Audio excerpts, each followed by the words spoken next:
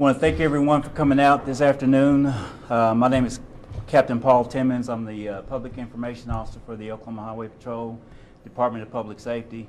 And again, thank you all for coming out. I also want to thank our local law enforcement partners for all the support and assistance that they have provided to this agency throughout this event.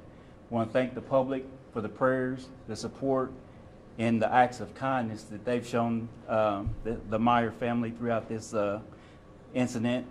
I want everybody to realize this is an extremely difficult time for the Meyer family and this agency as well. And so the family has requested that their privacy be respected. So we're not going to be discussing any of the injuries that Lieutenant Meyer sustained out of this pursuit Friday night. Chief Adams will be the first to speak, followed by Captain Ronnie Hampton, and Commissioner Thompson will make closing remarks. And we're going to allow probably 10 to 15 minutes after everyone is finished in order for you to ask your questions, okay? And with that, I'm going to turn it over to Chief Adams.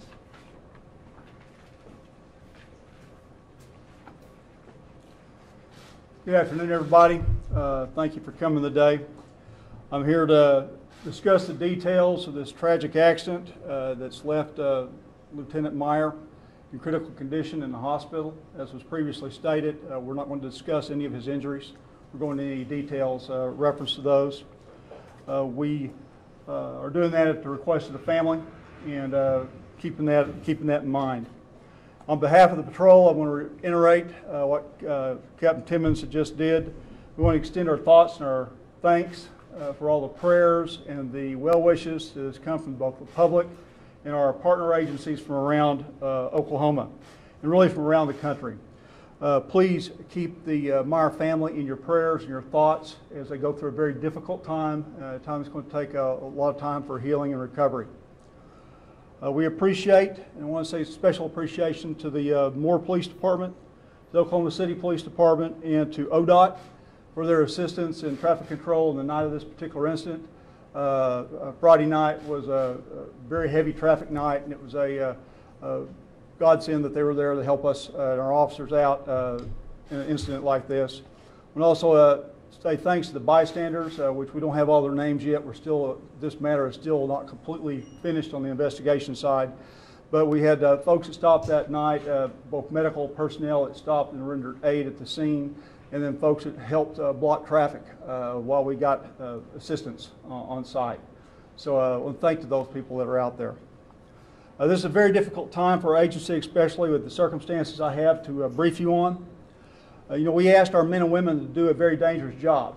We asked them to go out in the public and to deal with people that society many times don't want to have to confront, to go places that are dangerous, and many times do things and be in situations that most people would not dare to tread. Sometimes we forget just how dangerous our job is and the inherent danger that comes with it. We put policies in place and we train especially hard to make sure that we cut down on events like this. But in the end, no matter how hard you train, no matter how many things you put in place to try to cut down on risk, despite all those things, eventually the odds catch up with you, and the danger of our job it just is what it is. So the events I want to describe is a perfect storm that occurred. We're going to detail you on more details on the accident itself.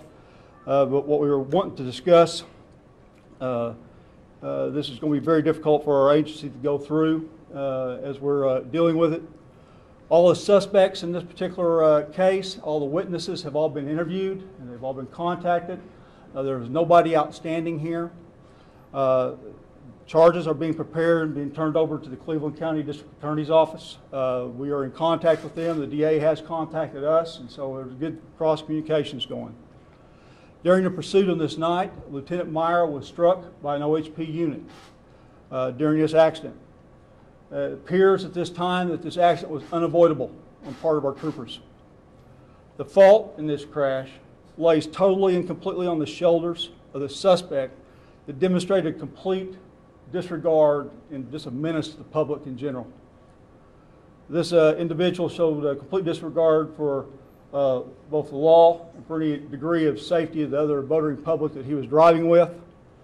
And just as a side note, on June 11th of 2016, this very individual was arrested by the Highway Patrol after a pursuit where he crashed his car, and Lieutenant Meyer was the one that happened to work that crash. This is a very devastating and emotional event for our troopers, as you can imagine. This incident happened literally in 4/10 of a second. No time for anyone to react. So as we go through there, this crash, while it's still under investigation, we feel is almost completely unavoidable, or was unavoidable by the part of our troopers. Each of those that are involved are receiving assistance at this time with our Officers Assistance Program. Obviously, there's counseling going on, and as we'd like for you to continue to have them and all of our officers in your prayers as we go through this period of time here. With that, I want to turn the mic over to Captain Ronnie Hampton, which is our lead investigator in this case. Captain Hampton.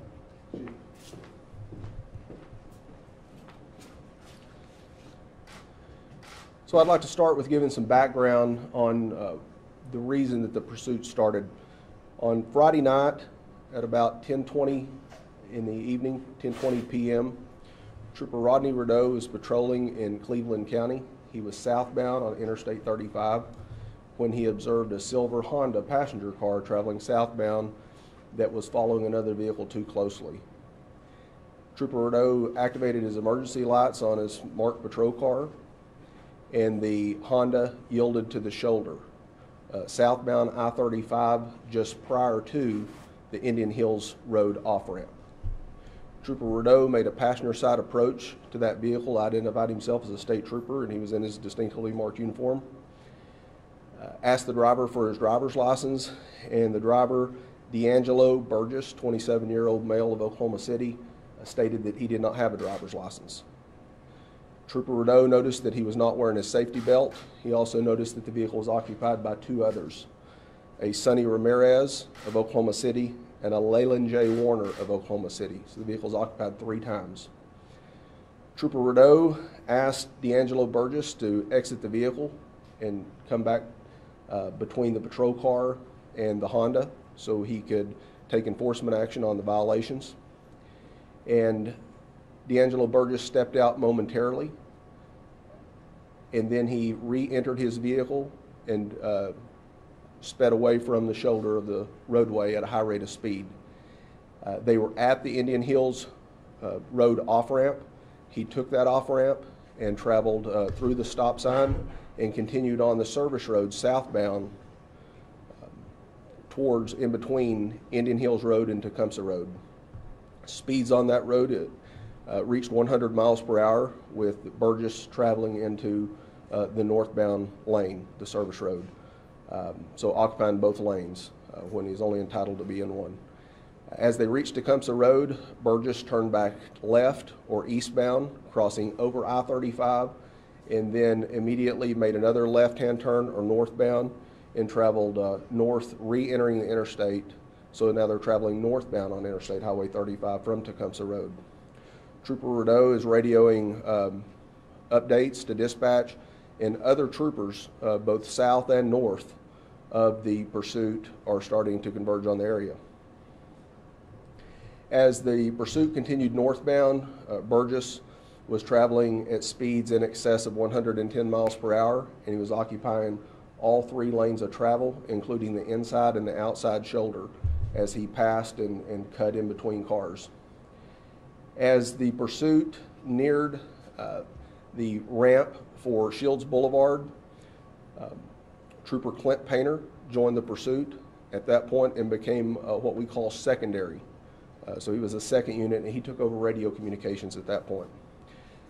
As the pursuit was approaching that location, Trooper Eric Foster had set up on the northbound lanes, the outside shoulder or the eastbound shoulder, and his attempt was to deploy what we call stop sticks, which are basically a strip of spikes that deflate tires when cars run over them.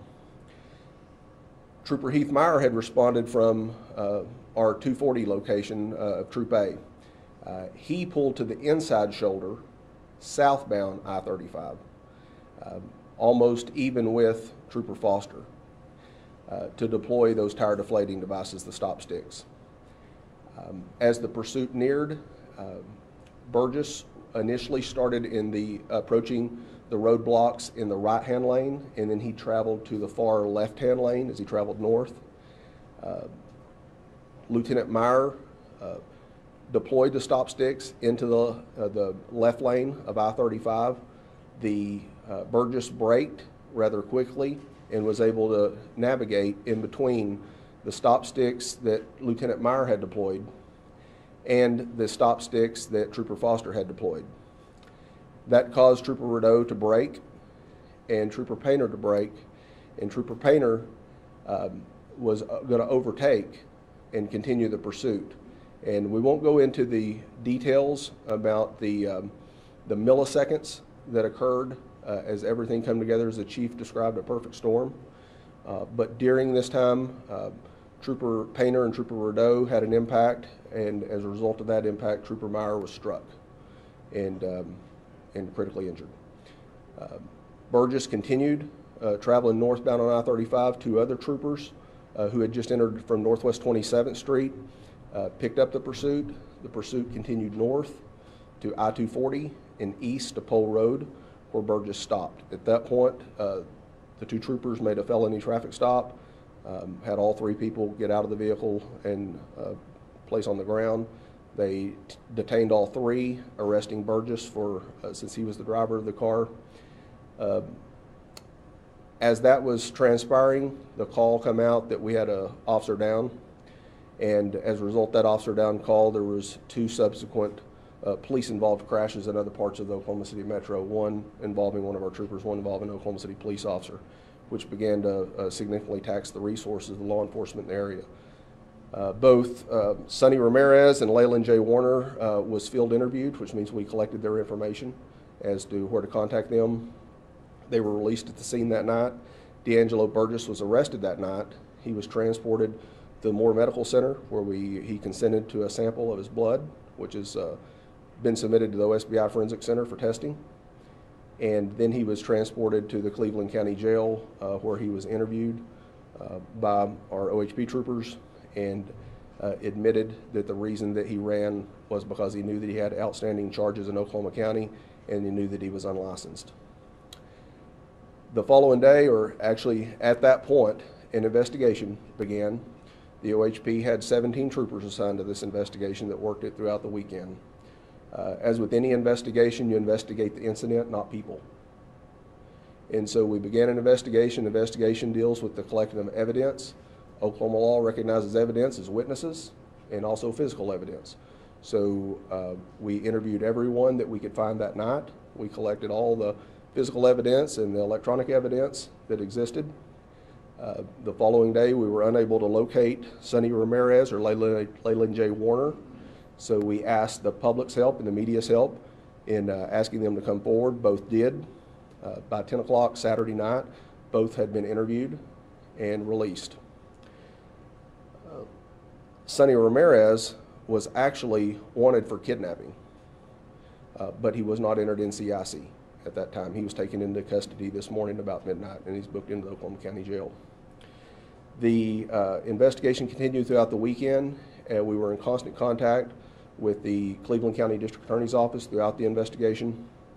And yesterday afternoon, we submitted initial crime report to the Cleveland County District Attorney, charging Burgess with attempting to elude a police officer resulting in great bodily injury, which is a felony, causing a collision resulting in great bodily injury while unlicensed, failure to stop at a roadblock, which is a felony, following too closely, failed to wear a seatbelt, operating a motor vehicle while his license are suspended, and so he doesn't have a license, but his privilege to drive in Oklahoma has been suspended.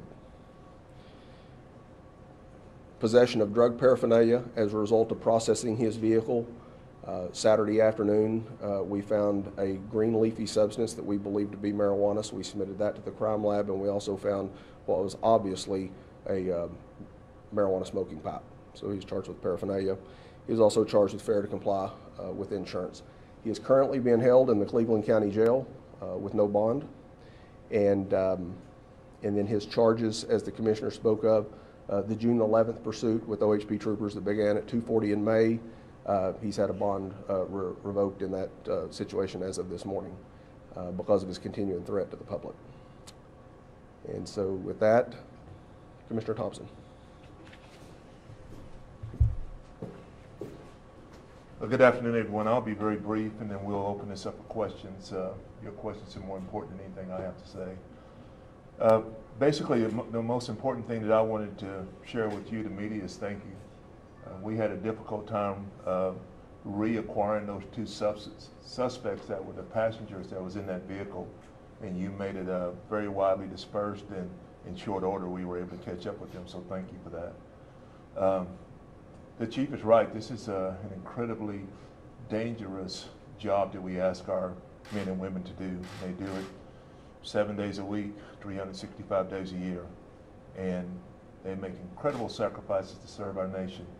And I'll tell you, as the commissioner, as their overall boss, and the chief, we feel an incredible responsibility for our men and women in uniform who are out there doing this job. And just because you see a trooper or a lieutenant or captain or anyone in our uniform in our car out there, and they're suited up and they're stopping people and they're taking people to jail, that doesn't make them immune to tragedy. It doesn't make them immune to pain. And right now, the Oklahoma Highway Patrol is going through a tremendous amount of pain and sorrow related to this incident. I would doubt any of you know Heath Meyer, but he's one of the best people that you could ever want to meet, period. So the point that the chief made about respecting the privacy of the family, I would second that and request that you do that as well. But more than anything, I want to tell you thank you. I want to tell you thank you for the support day in, day out that you give law enforcement. We're not immune from mistakes. If we've made one, we'll learn from it and try to do better the next time. And with that, I'll bring the chief and Captain Happen back over, and we'll try to answer any questions you may have at this time. Can you guys tell us a little bit more about Lieutenant Meyer, how long he's been with OHP, what, did he spanned over his career? Talk about him as a person for us. Yeah, he's a wonderful person.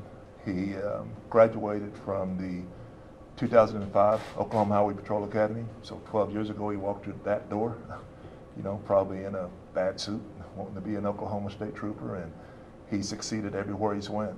I don't think the family would mind me telling you that he's a godly man. He has a tremendous amount of faith. He was a deacon, and I just learned over the weekend he was a pastor of a small church in Cleveland County. He's the guy that everyone goes to when they need something. So to have him involved with this is just, it's enough. Anybody, we're not special, but anyone that's hurt and going through this, it's just an incredibly tragic event. But to have it happen to Heath, it's hard. But the thing about it is we know that he's a godly man and he has faith, and we're going to continue to get through this one day at a time. Just so we're clear on the, I know you can't go into the exact milliseconds of the incident, but the suspect somehow managed to navigate himself through the spike sticks, and when the troopers tried to both navigate through those also, they collided, and that's where he was struck. Is that correct? That's the conclusion of our investigation at this point. Yeah, can you guys talk about that? I mean, and obviously you're saying a tough time for you guys. If he had been hit by a suspect or something like that, that would be bad enough. But then for it to be some of your own troopers, I'm sure that just makes it just even more difficult for your agency right now. Yeah, I'll take a stab at this and then I'll give it to the chief. We ask these guys to make some incredible, difficult decisions in not very much time, day in and day out. No one got up that day and put on a uniform and got in their car and thinking they would have this result at the end of the day. So is it hard because our units were involved? Absolutely. And our heart goes out to the Meyer family, but it also goes out to the people that were involved in this who are almost inconsolable Friday. And we've had to do a lot to bring them back into the fold, to let them know that, hey, you're doing your job, you're trying to protect our families and the public, and tragedy occurs when you do dangerous jobs. And that's what happened Friday night. And with that, I'll let the chief maybe have a comment on that. Kind of like the military and law enforcement, what we consider a blue-on-blue situation is tragic. And what's especially tragic here is just moments before this, Lieutenant Meyer, his troop commander, and another lieutenant was sitting at our Troop A headquarters in Oklahoma City just talking down there when they decided to get up and respond to assist fellow troopers that they hear there is needing assistance. Lieutenant Meyer knows the danger of the job, so does everybody else there. But this accident happening the way it did, in an unavoidable manner that it did, doesn't help console the guys that were involved in it at the time. They, right now they're having to live with this. 2 troopers in 2 separate cars? Yes. Struck.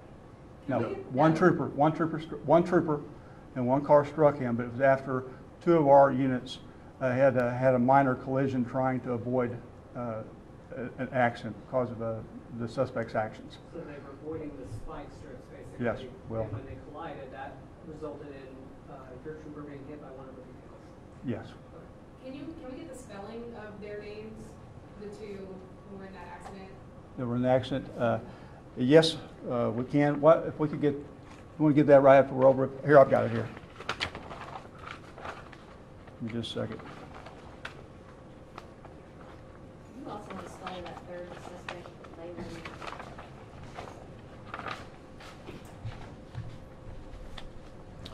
One moment.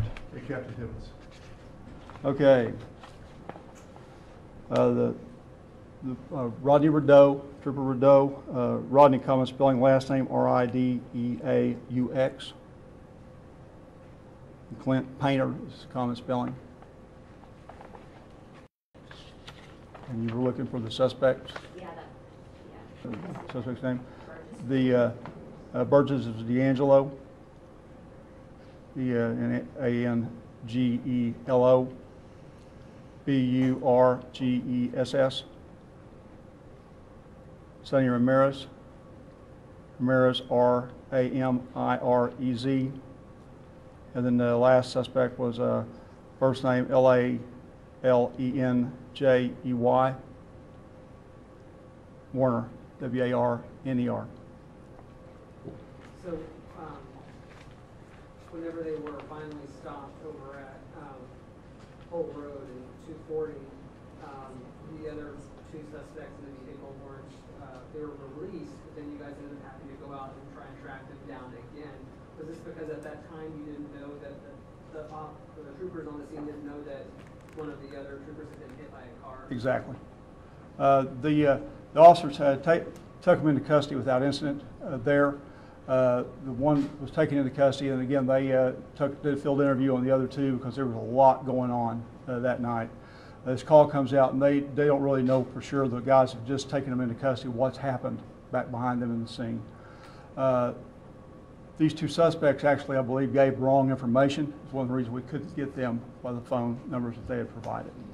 And so that's where we were on it.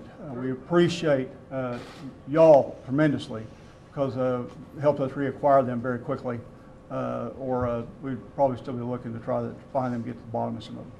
During the stretch of the actual incident, was the freeway closed down at either time in that direction when the spike strips were deployed when the incident happened? Was not completely closed, but traffic had slowed rapidly, extremely rapidly. You have the spike sticks, you have a suspect that you have an officer that's behind him, cannot necessarily perceive what's dead in front of him as he's going down the roadway. The suspect maneuvers to avoid the spike sticks, and the officer suddenly they're there.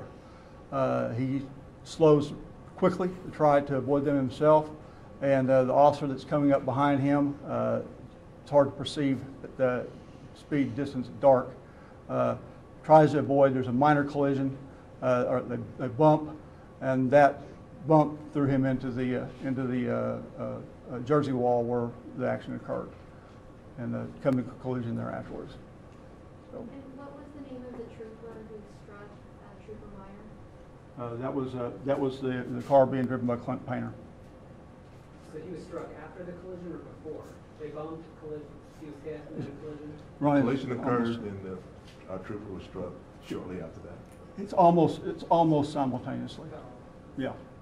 What are you all doing now to help these troopers who were involved and the whole department? We have an officer's assistance program that spends a lot of time helping both with debriefing and with counselors and of that nature. And we've got spending a lot of time with them right now dealing with this, helping them to get through this and to process what has happened. I think most of them probably didn't even realize this had happened when it occurred. So if you can imagine the shock after you walk back and realize what's happened. So this is we're working through this right now with the folks we have resident in house, and we'll go outside if we need any, but we don't at this point in time. Everybody seems to be handling it fairly well. No, there were two If other I could take a quick stab on that. The group of men that and women that the chief is referring to is our officer assistance program, and we've got one of the best in the state.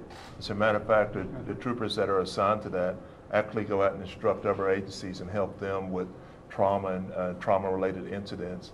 And the chief is right. When you're in the heat of the moment, something like this is happening, it's when everyone's taking a breath and realizing what you're dealing with. And our folks are incredibly good. And we got a psychologist that we contract on a regular basis and knows everyone by name. And they have been on this since as soon as this incident occurred. And they'll be around the clock with the family, because the last thing, an incident like this, there's a lot of attention, and then it feels as if it drops off, and then we move on to the next story, whatever that may be. But our troopers are going to stay engaged on this around the clock for as long as they need to. And Lieutenant Meyer, he's got a long road, so it's not as if we're going to have a conclusion of this next week, not next month. It's a long, hard recovery that he's facing right now. And I know you said you guys don't want to talk about his specific injuries, but we've seen lots of calls out there for blood donations for him. I don't know if you want to go into that at all. The only thing I would like to say about that is I'm a blood donor. My wife and I donate regularly, and I would encourage anyone who is eligible to, because in emergencies, amazing the quantities of blood that you'll go through.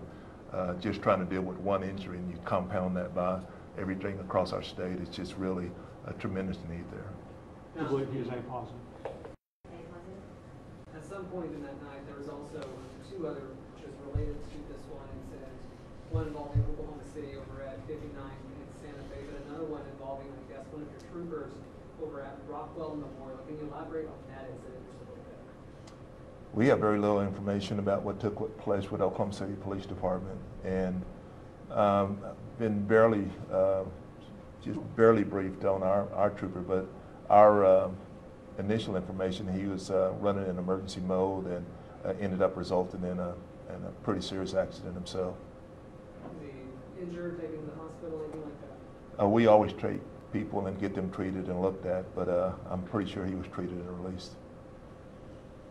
Just to be clear, because there was a lot of stuff happening in this pursuit, but on the list of charges that Burgess was facing, do any of those stem from the fact that because of this pursuit, it landed an OHP trooper in the hospital? Is that, I mean, is he facing charges now because of that as well? Absolutely. Now, I know that you can't elaborate on behalf of the family specifically on the injuries or anything like that, but maybe it's a stretch, but do you anticipate having him back on your force sometime in the future? No, we'd love to have him back. He's the kind of person that people gravitate towards in an emergency. He's that guy that people want to go and talk to when they're having a hard time. So we're day to day right now, but if Heath Meyer can put our uniform back on and come back to work for this agency, that's going to be a really good day. I know this is a serious topic, but can you tell us something, like a funny story about him or something that he's kind of notorious for? Do you guys have any jokes that you guys run by each other? You know, I'm not in a joking mood right now. Sorry, I'm not trying to be negative or anything. I just, he's the kind of guy that you would want to have as a friend. I'm sure there's some funny stories about him. I just don't know any I can share right now. It is accurate to say he's still in critical condition. It is. Thank you all very much, Paul. Sure.